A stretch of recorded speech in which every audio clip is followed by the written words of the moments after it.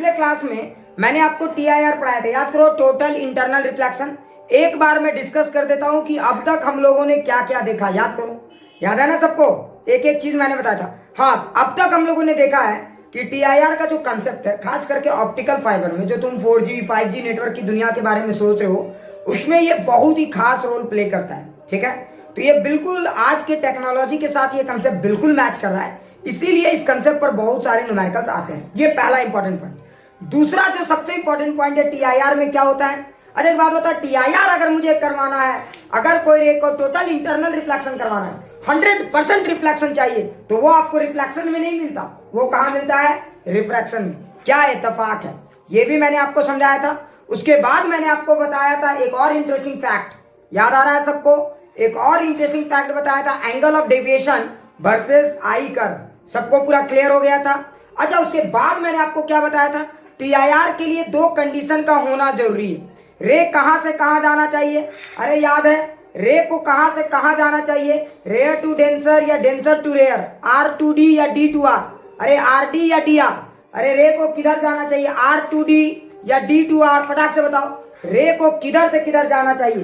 तो अगर रे को, हाँ, D2R, बहुत अच्छे शांतनु, याद करो मैंने बताया था कि कोई भी रे को अगर टीआईआर करवाना है तो उसको नॉर्मल से दूर होना चाहिए, और नॉर्मल से रे तभी दूर होगा जब वो कौन से मीडियम में जाएगा? रेयर मीडियम में। तो ये एक बड़ा इंटरेस्टिंग और पहला इंपॉर्टेंट पॉइंट। हाँ, तो D2R, तो पहला इंपॉर्टेंट पॉइंट क्या था? रे को जाना चाहिए D2R। अच्छा, दूसरा इंपॉर्टेंट पॉइंट क्या था? क्या हर रे जो डेंसर से रेयर में जाएगा वो टीआईआर करेगा? बिल्कुल नहीं। हर रे जो डेंसर से रेयर में जाएगा वो टीआईआर करेगा, इसकी कोई गारंटी नहीं है। तब अब सवाल उठता है, तो फिर कौन से, कब होगा टीआईआर? याद है सबको?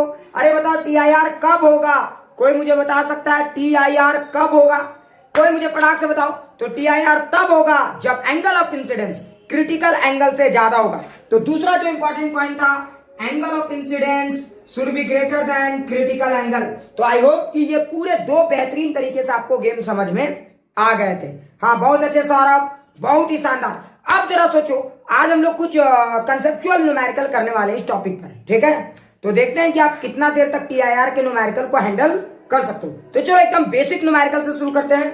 बेसिक 3 न्यूमेरिकल मैंने आपको करवाया था, है ना? आज चौथा, मतलब एक टॉपिक पे जितने टाइप के न्यूमेरिकल हो सकते हैं मैं आपको कवर कर दे रहा हूं। तो चलिए चौथा न्यूमेरिकल याद कीजिए, मैंने 3 न्यूमेरिकल्स करवाया था आपसे। तो ये देखिए हमारा चौथा न्यूमेरिकल, जरा ध्यान से सुनिए, जरा ध्यान से सुनिएगा। अच्छा देखिए, हमारे पास इस तरह का मीडियम है, फील करेंगे सारे लोग, रटेंगे कोई भी नहीं। देखिए 3 मीडियम है, अरे फील करो, ये हमारे पास 3 मीडियम है, जरा ध्यान से सुनना। ये हमारे पास 3 मीडियम है, इस मीडियम का रिफ्रैक्टिव इंडेक्स है √2। क्लियर? जरा ध्यान से सुनना, इस मीडियम का रिफ्रैक्टिव इंडेक्स है √3। ओहो क्या बात है। और इस मीडियम का रिफ्रैक्टिव इंडेक्स है 2। क्या सबको फील आ गया? अरे जरा ध्यान से देखो, ये हमारे पास 3 अलग अलग मीडियम है, या कोई ऐसा सिचुएशन है, देखो ये मीडियम नंबर 1 जिसका रिफ्रैक्टिव इंडेक्स √2, ये मीडियम नंबर 2 जिसका रिफ्रैक्टिव इंडेक्स 2, और ये मीडियम नंबर 3 जिसका रिफ्रैक्टिव इंडेक्स √3। अब मेरा सवाल क्या है प्यारे बच्चों, जरा ध्यान से सुनिएगा। मेरा सवाल ये, इस तरह से देखो, तो अगर तुम सोचो तो यह हवा एक मीडियम है, मान लेते, समझा लेते, ये भी एक मीडियम है, ये भी एक मीडियम है, और ये भी एक मीडियम है। अब जरा सोचो, मैंने एक रे को मारा, जरा फील करके बताना सारे लोग। तो सवाल ये है मेरा कि एक रे को जब मैंने फेंका, जरा फील करना, तो रे को कम से कम, जरा ध्यान से सुनो, what should be the minimum angle of theta? ठीक है, ये कम से कम थीटा की कौन सी वैल्यू होगी? हम रे को कौन से एंगल से कम फेंके कि ये रे टीआईआर करते हुए इस एरिया से बाहर निकल जाए? जरा सोचो, ये रे इस एरिया से बाहर निकल जाए, यानी कि ये रे टीआईआर करने लगे। समझ में आ रहा है ना? इसी एरिया में ये लगातार मल्टीपल रिफ्लेक्शन करे। ठीक है, मतलब टोटल इंटरनल रिफ्लेक्शन हो। क्या सबको समझ में आ गया? तो मेरा सवाल ये है कि थीटा की कम से कम वैल्यू क्या ले? जरा ध्यान से सुने, मेरा सवाल ये है कि थीटा की कम से कम वैल्यू क्या ले कि ये रे यहाँ पे भी रिफ्लेक्ट हो, यहाँ भी, और ये रे इस तरह से रिफ्लेक्ट होते हुए इसी मीडियम में रह जाए। मतलब रे जो है वो मीडियम, बीच वाला जो मीडियम है, मिडिल वाला जो मीडियम है, उसी मीडियम में रह जाए। मेरा सवाल एकदम क्लियर है सबके लिए? क्या my question is clear to everybody? तो चलिए बताइए, what should be the minimum angle of theta? Option दे दूं या आप ट्राई करोगे? तो ऑप्शन दे दूं क्या? ऑप्शन इज 30 डिग्री, दूसरा ऑप्शन है 45 डिग्री, तीसरा ऑप्शन है 60 डिग्री, चौथा ऑप्शन है 55 डिग्री, ओहो हो, क्या बात है। तो मेरा सवाल है, बताइए कौन सा ऑप्शन करेक्ट है। पहला ऑप्शन 30 डिग्री, दूसरा 45 डिग्री, तीसरा 60 डिग्री, चौथा 55 डिग्री। तो कम से कम ये थीटा की वैल्यू क्या होनी चाहिए, कम से कम ये थीटा की वैल्यू क्या होनी चाहिए कि ये रे मल्टीपल रिफ्लेक्शन करने के बावजूद भी, ये रे मल्टीपल रिफ्लेक्शन करने के बावजूद भी इसी मीडियम में सही रहे। वेरी गुड, एक सही आंसर आ गया है, क्या बात है। मैं नाम नहीं बोलूंगा लेकिन एक सही आंसर आ गया है, क्योंकि तुम लोग बड़ा होशियार, तुम लोग पकड़ लोगे। हाँ, एक सही आंसर आ गया। ठीक है, बहुत अच्छा बहुत अच्छा, शानदार शानदार। आराम से ट्राई करो, आराम से। ठीक है, अरे मूर्खो, जरा फील करो, सवाल मेरा क्या था, जरा ध्यान से सुनना, उसके बाद आंसर देना था। तुम लोग हड़बड़ा जाते हो और गड़बड़ा जाते हो। सवाल को जरा ध्यान से सुनिए।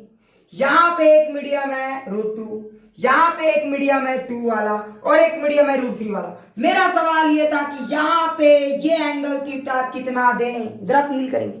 मेरा सवाल ये था कि यहां पे ये एंगल थीटा कितना दें कि ये रे इसी मीडियम में रह जाए। अच्छा, कोई बात नहीं। तो चलिए जरा देखते हैं कि क्या आता है हमारा आंसर।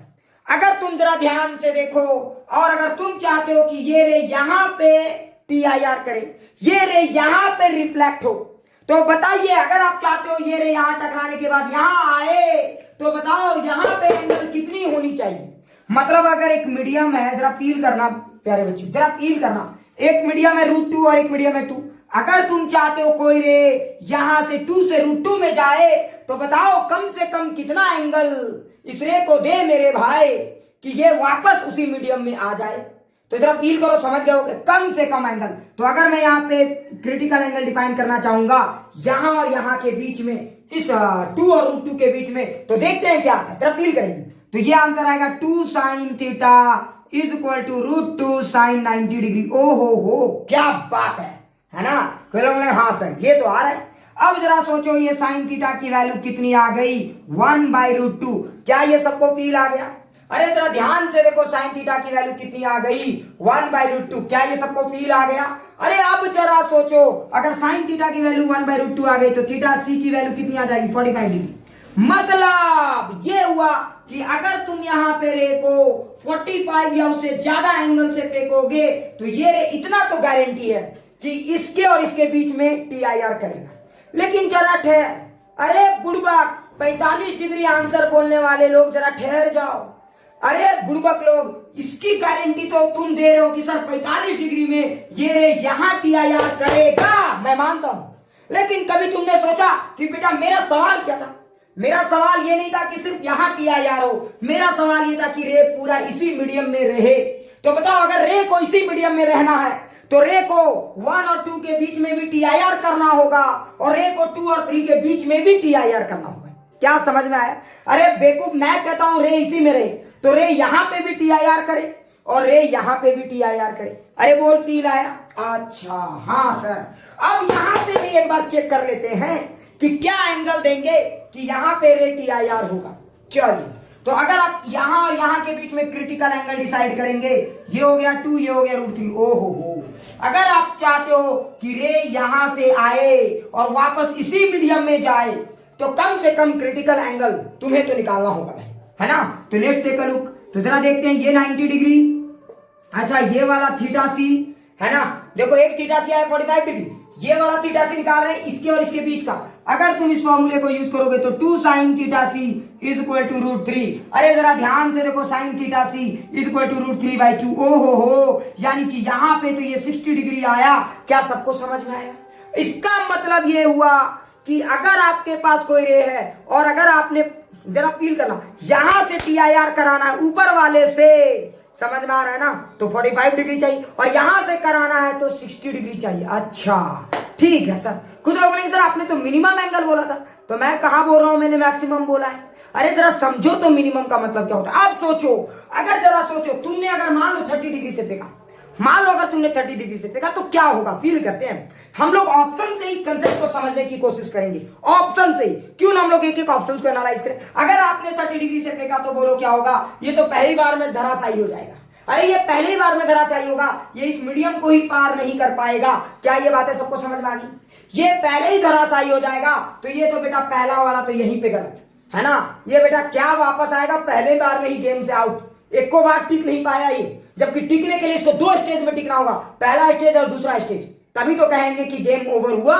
क्या सबको समझ? अच्छा 45 डिग्री ये तो क्रिटिकल एंगल है सर, ठीक है चलिए इसको छोड़ते हैं थोड़ी देर के लिए, अभी पूरा फील आ जाएगा। अच्छा जरा एक काम करते हैं, 55 डिग्री पे थोड़ा सा एनालाइज करते हैं, या 45 डिग्री से थोड़ा सा ज्यादा वैल्यू ले लीजिए 46 डिग्री समझने के लिए। अगर तुमने 45 से 46 डिग्री ज्यादा ले लिया, या 45 या उससे थोड़ा सा ज्यादा ले लिया, बोलो क्या होगा?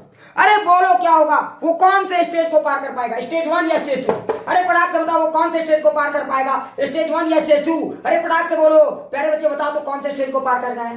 तो बिल्कुल मैं मानता हूं कि अगर कोई रे को आपने 46 डिग्री से फेंका, अगर कोई रे को आपने 46 डिग्री से फेंका, तो बेटा ये 46 डिग्री से ही आएगा। ओहो हो क्या बात है, लेकिन जरा ध्यान से देखो, 46 डिग्री से तो आएगा, लेकिन यहां पे भी 46 डिग्री एंगल ही हो जाएगा। अरे अगर आपने 46 डिग्री से फेंका तो 46 डिग्री बनाएगा। बेटा यहां पे ये क्रिटिकल एंगल के सिचुएशन को नहीं सेटिस्फाई कर पाया। क्या ये कर पा रहा है? नहीं। यहां पे कम से कम एंगल कितनी होनी चाहिए थी? यहां पे कम से कम एंगल 60 डिग्री होनी चाहिए थी, मतलब ये स्टेज 2 में धराशायी हो गया। बेटा स्टेज 2 को ये पार नहीं कर पाया। इसका मतलब अगर तुमने 45 से कम दिया तो स्टेज 1 स्टेज 2 दोनों खत्म। बेटा रे छोड़ दो, यहां भी नहीं TIR होगा। लेकिन अगर तुमने 45 से थोड़ा ज्यादा या 55 दिया तो बोलो क्या होगा? अगर तुम 55 दोगे तो रे क्या होगा? 55 में रे यहां से यहां तो आ जाएगा, उसके बाद ये रे फंस जाएगा, ये वापस नहीं जा पाएगा, ये दूसरे मीडियम में चला जाएगा। अच्छा ये बात था सर। हाँ तो ना तो 30 डिग्री चोलबे, ना 45 डिग्री चोलबे, ना 55 डिग्री चोलबे, तो फिर कौन दौड़बे? जरा सोचो। अगर सोचो तब क्या होता अगर तुमने कोई एंगल, जरा सोचो अगर तुमने 60 डिग्री या उससे थोड़ा सा ज्यादा दिया होता, 60.1 समझने के लिए मैं डेटा का बात कर रहा हूं, 61 डिग्री समझने के लिए। अगर सोचो तुमने 61 डिग्री दिया होता तो क्या होता? फिर ये तुम्हारी हालत नहीं होती। जरा सोचो कैसे। अरे बेवकूफ, यहां अगर 61 से फेंके होते तो बोलो क्या होता? ये भी 61 से वापस आता, TIR तो यहां होता ही, और यहां भी TIR होते प्यारे बच्चों, ये भी 61, और ये देखो ये मल्टीपल रिफ्लेक्शन करते हुए बाहर जाता। क्या ये बातें सबको समझ में आ गई? क्या ये बातें सबको समझ में आ गई? अरे जरा ध्यान से देखो, ये मल्टीपल रिफ्लेक्शन करते हुए बाहर जाता। मतलब ये हुआ कि अगर आप चाहते हो कि कोई रे सिर्फ मीडियम, वो सेकंड बीच वाला मीडियम में ही रहे प्रीवियस सवाल के हिसाब से, तो आपको कम से कम कितना एंगल देने की जरूरत थी? समझ गए होगे? अरे कम से कम आपको 60 डिग्री एंगल देने की जरूरत थी, मिनिमम। 60 डिग्री तो बहुत अच्छा, 70 तो बहुत अच्छा, 80 तो तब भी अच्छा। क्या ये बातें सबको फील आ गई? क्योंकि 70 उसको भी सेटिस्फाई करता है, इसको भी सेटिस्फाई करता है। लेकिन अगर आप 55 दोगे तो ये ऊपर वाले के लिए तो सेटिस्फाई कर जाएगा, नीचे वाले के लिए समझ में आ रहा है? क्या ये बात सबको समझ में आ गया? क्या ये बात सबको समझ में आ गया? पूरा फील आ रहा है ये टॉपिक? क्या ये टॉपिक अच्छे से फील आ गया? क्या ये बातें सबको समझ में आ गई? प्लीज एक बार ईमानदारी से यस सर बताइए, क्या ये सवाल पूरी तरह से फील आ गया? क्या ये सवाल सबको फील आ गया? प्लीज मार्किंग कीजिए, फटाफट मार्किंग कीजिए, उसके बाद एक और सवाल कराता हूं। ठीक है, तो मुझे लगता है ये टॉपिक सबको समझ में आ गया। क्या पूरा फील आ गया? क्या ये पूरा फील आ गया? चलो एक और सवाल कराता हूं। ये सवाल ना स्विमिंग पूल वाला है, तुम लोग ने इस सवाल को देखा होगा, जरा ध्यान से देखना। ये सवाल जो है ये स्विमिंग पूल वाला सवाल है, ठीक है? तो तुम लोग ये सवाल हर जगह देखे होगे, तो थोड़ा सा फील करना। अच्छा देखना, अगर तुम लोग स्विमिंग पूल वगैरह में कभी गए हो, पता नहीं गए हो कि नहीं गए हो, है ना, भिखारी टाइप के बच्चे हो सब, क्या अभी देखो 2-4 निकल के बोले अरे सर हमारा औकात पता है। हाँ 2-4 निकल के बोलो, ठीक है? हाँ क्लियर? तो देखो अगर तुम स्विमिंग पूल वगैरह में गए हो तो कभी तुम स्विमिंग पूल में देखे होगे कि स्विमिंग पूल के बॉटम में बल्ब वगैरह जलता रहता है, ठीक है? स्विमिंग पूल के बॉटम में, अरे स्विमिंग पूल का जो बॉटम होता है, बॉटम समझते हो ना, पानी भरा होता है ना रे भाई, मैं तो 2-4 बार ही गया हूँ, ज्यादा नहीं गया हूँ, ठीक है? तो नीचे देखना बल्ब जलता रहता है। क्या ये बातें फील आ गई? ये नीचे क्या जलता रहता है? बल्ब। अच्छा एक बात बताओ, बल्ब से लाइट एनर्जी कैसे निकलता है? क्या बल्ब सिर्फ एनर्जी ऐसे तो ना, बल्ब से एनर्जी चारों तरफ निकलता। अच्छा अब जरा सोचो, क्या उस बल्ब से जो लाइट निकल रहा है वो कहां से निकल रहा है? तो देखो, अगर ये स्विमिंग पूल का बॉटम है, यहां पे पानी है, यहां पे हवा है, कुछ कुछ बुझाया? अच्छा हाँ, कुछ कुछ बुझा रहा है। अब जरा सोचो, अगर यहां से ये लाइट निकल रहा है तो ये लाइट तो चारों तरफ जा रहा है। देख, ये अगर बल्ब का लाइट है तो जरा सोचिए, ऐसे भी जा रहा है, गिर्र गिर्र गिर्र गिर्र गिर्र, चारों तरफ ये लाइट जा रहा है, जा रहा है कि नहीं जा रहा है? अच्छा हाँ, मेरा सवाल क्या, आपसे जरा ध्यान से सुना। अच्छा एक बात बताओ, तू बल्ब से जो चारों तरफ लाइट जा रहा है, क्या सारे के सारे लाइट, बल्ब के सारे लाइट बाहर आ पा रहे हैं या नहीं? फटाक से मुझे एक बार बताइए, बल्ब के सारे लाइट क्या बाहर आ पा रहे हैं या नहीं? बल्ब के सारे लाइट क्या बाहर आ पा रहे हैं या नहीं? संतनु ने बोला नहीं। बहुत अच्छा। अब जरा सोचो, तो मेरा सवाल आपसे क्या है, जरा ध्यान से सुनना मेरे प्यारे बच्चों। अगर बल्ब के सारे लाइट बाहर नहीं आ पा रहे, कोई बात नहीं, मेरा मन है कि बेटा बल्ब का एको लाइट बाहर ना आए। मेरा ये मन है कि बल्ब का एको लाइट बाहर ना आए, 1% लाइट भी बाहर ना आए। मतलब का है, मैं चाह रहा था आए तो सब, नहीं तो मत आए। अब बेटा सब तो आ ही नहीं सकता, क्योंकि नेचुरल रूल के हिसाब से मेरे ये में इतना ताकत नहीं है, दुनिया के किसी इंसान में इतना ताकत नहीं कि बल्ब का सारा लाइट बाहर ले, क्योंकि नेचर के ताकत क्या है तो सब भी का है। अच्छा, लेकिन मेरे में इतना ताकत जरूर है, मैं किसी चीज को 100% लाइट तो बाहर नहीं ला सकता, लेकिन मैं चाहूं तो सारे लाइट को रोक सकता हूं। ये ताकत है हमारे पास। अब मेरा सवाल आपसे क्या, जरा ध्यान से सुनिएगा, जरा ध्यान से सुनिएगा पूरा अच्छे से। मैं चाहता हूं कि बेटा बल्ब का लाइट बाहर ही ना आए, बल्ब की लाइट समझ में आ रहा है ना, उसी पानी वाली दुनिया में खोई रह जाए, वो बल्ब की जो लाइट है वो बाहरी दुनिया को ना देख पाए। तो मेरा सवाल ये है कि बताइए, what should be the radius of the disc? समझ में आ रहा है? मैं कितना minimum radius of the disc bulb वाले एरिया में ऊपर में रख दूं, ताकि एक भी बल्ब का लाइट बाहर, बल्ब का जो लाइट है वो बाहर ना आने पाए। क्लियर? बल्ब बाहर ना आने पाए, ये मेरा सवाल नहीं, बल्ब का लाइट बाहर ना आने पाए। अब कुछ लोग बोलेंगे सर सवालवा तो दीजिए। चलिए, तुम लोग मैथ्स ग्रुप के बच्चे हो, इसलिए जनरलाइज सवाल दूंगा, कोई एंगल बेस्ड सवाल नहीं दूंगा। पहले मैं बताऊं तो चलिए जरा देखते क्या है सवाल। क्या, जरा ध्यान से सुनिए। मेरा यहाँ पे बल्ब जल रहा है, ओहो क्या बात है सर। अच्छा, अब जरा सोचिए, ये मेरा पानी है, क्या बात है सर, बहुत बढ़िया, ठीक है, ये पूरा पानी भरा हुआ है रे, ये पूरा पानी है रे, याद रखना रे, समझ में आया? खून नहीं पानी है। क्लियर है ना? अब आगे देखो, अब सवाल मेरा ये है कि एक बात बताओ, यहां से लाइट जो निकल रहा है वो लाइट तो चारों दिशाओं में जाने की कोशिश करेगा। तो देखो, एक लाइट ऐसे भी निकल रहा है टिंग, एक लाइट ऐसे भी निकल रहा है टिंग और टिंग, ये सब लाइट निकल रहे हैं। तो देखो सारे लाइट जा रहे हैं। अब मैं आगे का पिक्चर अभी नहीं बनाऊंगा मेरे प्यारे बच्चों, वो आपको फुलफिल करना है, ठीक है? तो देखिए, ये यहाँ जो पानी है ये खून नहीं पानी है, जरा ध्यान से देखिए। और इस पानी का रिफ्रैक्टिव इंडेक्स है n। अच्छा, पानी का रिफ्रैक्टिव इंडेक्स है n, और ये जो स्विमिंग पूल का डेप्थ है वो d। ओहो, ये स्विमिंग पूल का जो डेप्थ है d, एक्चुअली में अपरेंट डेप्थ वाला टॉपिक अगले क्लास में, सो प्लीज अभी फिलहाल 2-4 क्लास कोई मिस मत करो, ठीक है? मैं तुम लोग से लास्ट मोमेंट में एक बड़ा इंटरेस्टिंग बात करने वाला हूँ, ठीक है? तो उसके बारे में भी मैं तुम लोग से डिस्कस करूंगा, so don't take tension, please don't take tension. अरे जरा ध्यान से देखो, ये हमारा रिफ्रैक्टिव इंडेक्स है और ये जो डेप्थ है वो d है। क्या सबको ये बातें फील आ गई? अच्छा, अब मेरा सवाल ये है कि what should be the minimum area. हम यहाँ एक ये रखना चाहते हैं, ठीक है, डिस्क, तो एक हम डिस्क रखना चाहते हैं, तो आपको बताना है कि उस डिस्क का मिनिमम रेडियस कितना, रेडियस का डिस्क रख दे कि एक भी लाइट बाहर ना आने पाए। सवाल सबको समझ में आ गया?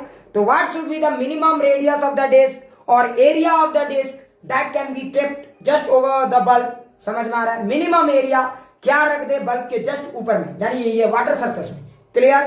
कि एक भी पानी बाहर ना आने, सॉरी लाइट बाहर ना आने पाए।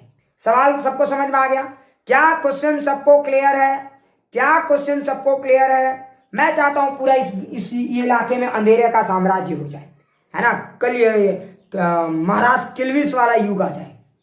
क्लियर? कलयुग तो चल ही रहा है, किल्विस वाला युग है। तो चलिए फटाक से बताइए, चलिए फटाक से सॉल्व करके बताइए, क्या आंसर आ गया सबका? क्या आंसर आ गया सबका? मैं सॉल्व करूं क्या? मैं सॉल्व करूं क्या? मैं सॉल्व करूं क्या? फटाक से सारे लोग बताओ, मैं सॉल्व करूं क्या?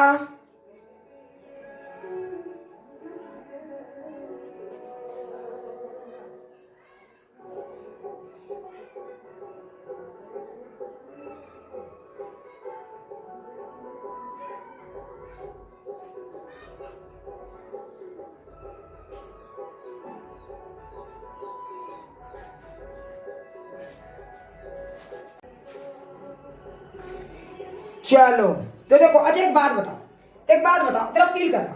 हाँ, पाई स्क्वायर डी, अच्छा बहुत अच्छे सर। साउंड कट रहा है, अब नहीं कट रहा होगा राजा, साउंड अब नहीं कट रहा होगा राजा, अब तो सब कुछ ठीक है राजा। तेरा चेक करो अपना कनेक्शन, अरे तेरा ध्यान से देख। अच्छा एक बात बता, फील करना। अच्छा मान ले कि मेरा मुंडी एक बल्ब है, जरा फील करना, मेरा मुंडी बल्ब है। अच्छा एक बात बता, इस मुंडी से जो लाइट निकलेंगे वो कैसे, या मान ली ये बल्ब है, जरा फील करना, अगर ये बल्ब है तो लाइट कैसे निकलेंगे, चारों तरफ। तो देख लाइट इधर इधर इधर इधर इधर चारों तरफ लाइट जाएगा। अच्छा हाँ, अगर जरा सोच ये लाइट चारों तरफ जा रहा है, जरा फील करना प्यारे बच्चों।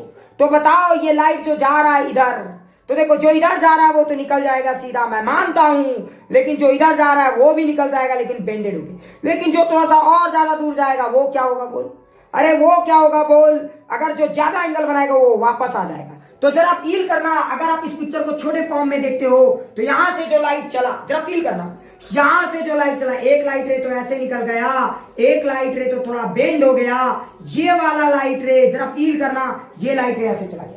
लेकिन जरा सोचो जो अगला लाइट रे होगा वो तो इधर जाएगा, और इधर ही नहीं, ये सिर्फ 3D में देखोगे तो यहां से अगर मान लो ये वाला जो लाइट रे है, तो अगर इधर वाला इधर गया तो इधर वाला उधर जाएगा, इधर वाला उधर जाएगा। मतलब अगर आप इस पिक्चर को 3D में एनालाइज करोगे तो तुम्हें समझ में आएगा कि यहां वाला देखो, ये वाला लेंथ का जो लाइट है इतना इधर, अगर इसका देखोगे तो इधर भी इतना।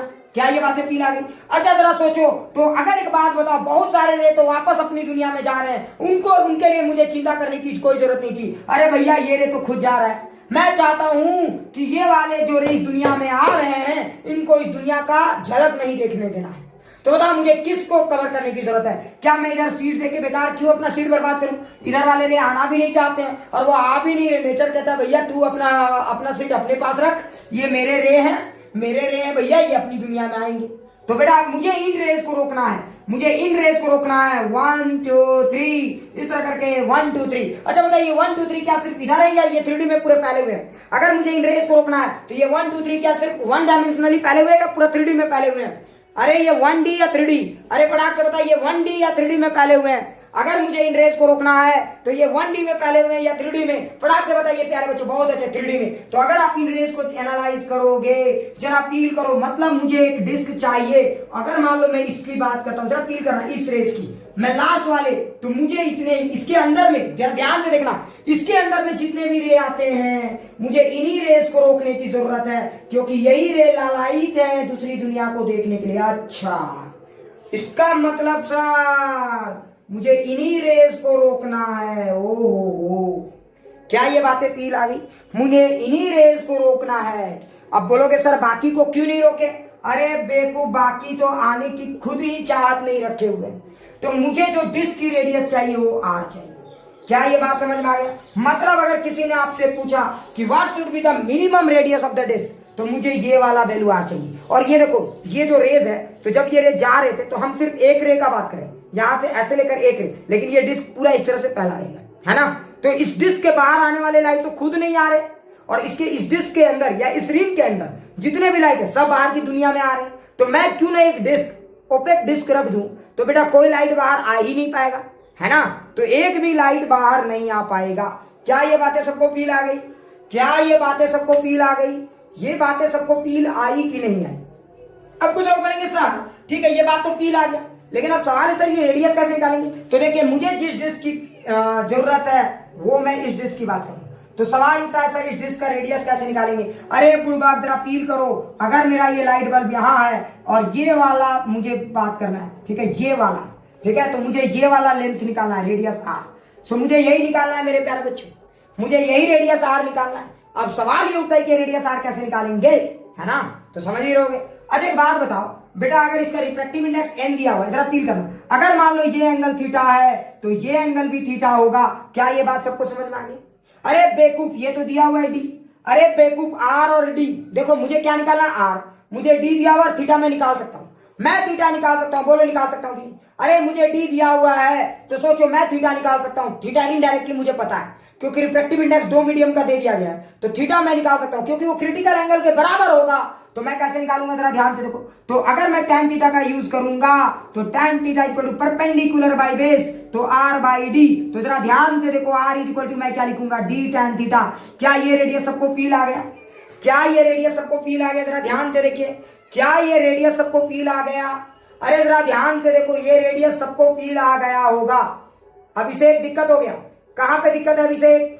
कहां पे दिक्कत है अभिषेक? फटाक से बताओ कहां पे दिक्कत है? अरे देख, अरे अभिषेक बाबा जरा फील कर, अगर ये लाइट था, जरा फील करना, तो एक लाइट तो सीधा जो रे ऐसे गया, देख क्रिटिकल एंगल है ना, मुझे इतना ही डिस्क चाहिए, मुझे कितना चाहिए जरा सोच, ये लाइट रे जरा फील करना, ये नॉर्मल, और मान ले कि ये वाला लाइट रे जा रहा है, तो बेटा ये तो दूसरी दुनिया में जाएगा, मान ले ये भी गया, ये भी दूसरी दुनिया में, लेकिन बेटा जरा समझ, अगर ये वाला लाइट रे ऐसे गया और ये क्रिटिकली ऐसे निकल गया, जरा फील करना, ये वाला लाइट रे गया और ये क्रिटिकली ऐसे निकल गया, तो बताओ अब क्या होगा? इसके बाद वाला कोई भी लाइट है, देखो ये क्रिटिकल एंगल वाला, ये वो क्रिटिकल रे है जिसके इधर वाले सारे रे दूसरी दुनिया की सैर करेंगे और इधर वाले सारे रे अपनी दुनिया में रह जाएंगे। तो बताइए मुझे किन रे को रोकने की जरूरत है? मुझे किन रे को रोकने की जरूरत है? ये वाले रे या ये वाले रे? ये वाले रे या ये वाले रे? तो मुझे रोकने की जरूरत इन रेस को है मेरे भाई। क्यों? क्योंकि ये दूसरी दुनिया की सैर करने को तैयार हैं और ये तो बेटा अपनी ही दुनिया में घुसे, बोला ना ना मुझे नहीं जाना, बोले टड़ाक, ये वाला रे गया ले टड़ाक, तो जो इसके बाहर आएगा वो टड़ाक, जो इसके बाहर आएगा तड़ाक, समझ में? लेकिन जो इधर है भड़ाक, समझ में? तो मुझे इस भड़ाक को ही रोकना बेटा। अच्छा, अगर एक बात बताओ तो ये क्रिटिकल रे हो गए, अगर जरा फील करो ये क्रिटिकल रे को मैं ऐसे घुमाऊंगा तो ये कौन बनेगा? ओहो, अब जरा सोचो, तो मुझे इतना कवर मैं कर देता हूं, जरा फील करो, इतना ही लोग छटपटा रहे हैं ना, अरे लाइट के इतने ही रे छटपटा रहे हैं ना, बेटा मुझे आना है। मैं बोला कहाँ आना है? यहाँ तुम्हारा नानी घर है क्या? बेटा ना उधर। समझ में आया? क्या ये बात समझ में आ गई? क्या ये बात समझ में? अब सवाल है कि ठीक है नानी घर जाने से तो रोकना है, तो बेटा कुछ तो बाधा लगाना होगा। सबके पास तो मोदी जैसे सब पावर नहीं कि लॉकडाउन लगा देंगे, समझ में आ रहा है ना? तो हमारे पास फिजिक्स का पावर है, समझने की कोशिश करो, जो सिर्फ हम लोग इसी में लगा सकते हैं। क्लियर? तो हम क्या करेंगे जरा फील करो, हम करेंगे इसके ऊपर एक रेडियस लगाएंगे, हम क्या करेंगे इसके ऊपर एक रेडियस डिस्क बैठा देंगे। अगर हमने एक ओपेक डिस्क बैठा दिया तो बताइए क्या होगा? जो लोग निकम्मे थे, जो घर में बैठ के वीडियो गेम खेलते थे, उनके लिए कोई फर्क नहीं पड़ने वाला, लेकिन ये लोग कम्मे थे, ये दूसरी दुनिया में जाने की तैयारी करते, उनको रोक दिया बेटा, ले इनके ऊपर भी लॉकडाउन लग गया। क्या ये बात सबको समझ में आ गया? अरे क्या ये बात सबको समझ में आ गया? हाँ, क्लियर? फील आ गया या नहीं? बस अंतर क्या है, हम जो लॉकडाउन लगा रहे हैं उसमें उसके पीछे कॉन्सेप्ट है, फिजिक्स है। पता नहीं गवर्नमेंट कैसे लॉकडाउन लगाती है, उसके पीछे कंसेप्ट होता है कि नहीं होता, मुझे नहीं पता चलता। ठीक है, सॉरी टू से लाइक दिस। क्या ये बातें सबको समझ में आ गया? अरे क्लियर? सबको अच्छे से फील आ गया ये बात? अच्छा, ये बात हुई ना। अब सवाल है सर तो ये रेडियस कैसे निकालेंगे? अब बचा प्योर मैथमेटिक्स। बेटा रेडियस के लिए डी दिया हुआ है, थीटा तो हम निकाल ही सकते हैं, थीटा कैसे निकलेगा? या थीटा तो देवे नहीं क्या रहे बुड़बाक, ये बेटा पानी और ये हवा है, तो हवा का जनरली नहीं लिया जाता, वन मान के लिया जाता है। अगर जरा सोचो तो अगर मान लो मैं इस रे को देखो, इसमें सबसे मेन रे तो ये बेटा, तो बताओ अगर ये वाला रे यहाँ पे थीटा बना रहे थे, यहाँ भी थीटा बनाए, और ये मुझे निकालना है ये वाला रेडियस। अच्छा ये डेप्थ है डी, अरे जरा फील कर मेरे भाई, अगर ये डेप्थ है डी तो ये रेडियस निकालना है। अरे तो बेकूफ, perpendicular by base tan theta, तो tan theta is equal to what? r by D. Perpendicular by base r is equal to क्या हो जाएगा? d tan theta. ओहो, अच्छा, लेकिन जरा ठहर, जितना आसान तू सोच रहा है उतना आसान है भी नहीं। अब सवाल उठता है सर ये tan थीटा कैसे निकले? आप तो बोल रहे थीटा, अरे बुड़बाक, थीटा तो निकल सकता है ना, tan थीटा निकले चाहे नहीं निकले, बताओ थीटा निकल सकता है कि नहीं? अरे बताओ थीटा निकल सकता है ना? तो आपको बोलेंगे सर थीटा कैसे निकलेगा? बेटा जहां पूछा थीटा कैसे निकलेगा, मार के गर्दा उड़ा देंगे। जहां पूछा थीटा कैसे, कुछ लोग बोलेंगे सर यार tan थीटा तो दिया ही नहीं था। हाँ, यहाँ तो आपको n दिया हुआ है, बेस दिया हुआ है, और आपने आंसर तो d tan थीटा लिख दिया। n के तब में लिखिए सर, ऐसे ना चल बे, मैं कहाँ बोलूँ चलेगा? तो हम लोग लिख के देखते हैं, है ना? तो चलो जरा देखते हैं कैसे लिखेंगे, फटाक से देखो।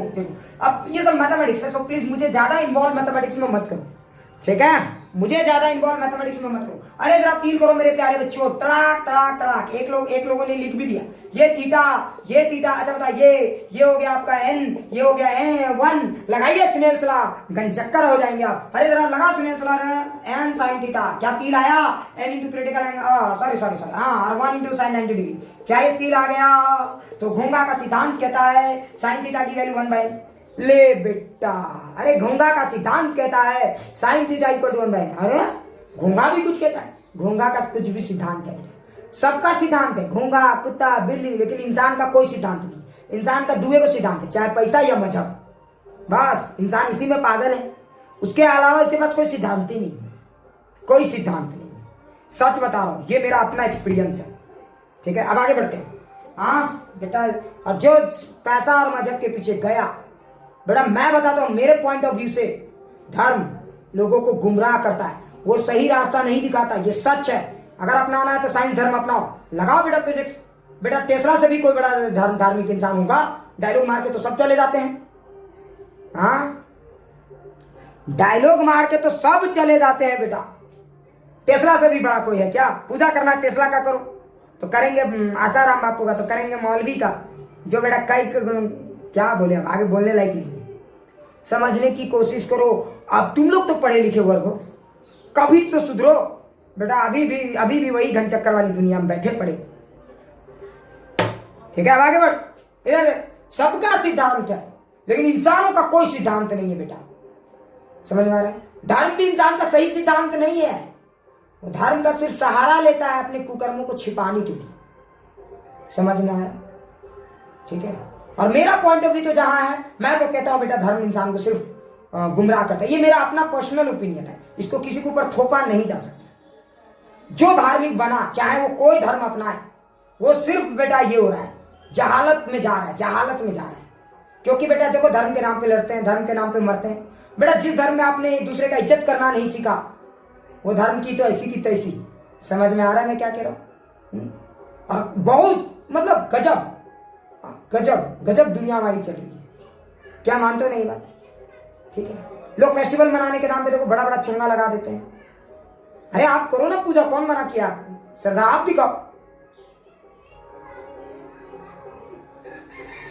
ठीक है, देखो अभी भी साउंड आ रहा है, समझने की कोशिश करो। देखो ये देखो गोरिया रे, ये आगे बढ़ते हैं। क्या क्लियर है ना? गाना भी सुन रहे हैं पढ़ाते पढ़ाते, थोड़ा फील करो। तो अब जरा ध्यान से देख, तो अरे ये sine theta is equal to 1/n।